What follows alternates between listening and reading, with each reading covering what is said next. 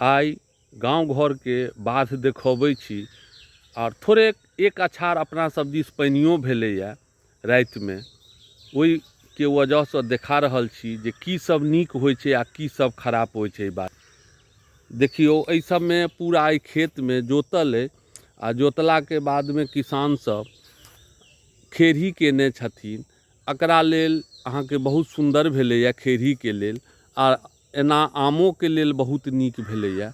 पूरा देख लियो बाद में कनिक दिन के बाद फेर से हरियाली हैत और हरियाली भेला के बाद खेड़ी हेतै। एखन पूरा जतऽ जतऽ देखबै बाध में पूरा अहाँके जोति कऽ किसान लोकनि सब खेड़ी केने छथि आ बारिशो हुनका सबके लेल अमृत के समान एखन भेलनि हैं। जहाँ देखबै ओते नीक छै। एखन एना खेड़ी कनि कनि कऽ एक आधटा कऽ सेहो जनमलैया, एहन गप नहि छै जे नहि भेलैया। देख लियौ बात,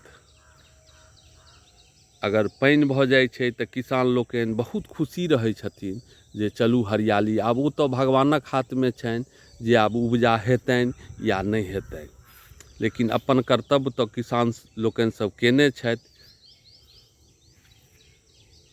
देख रहल छियै पूरा बाध में अहाँके जोति कोरि कऽ खेड़ी बाग केने छथि।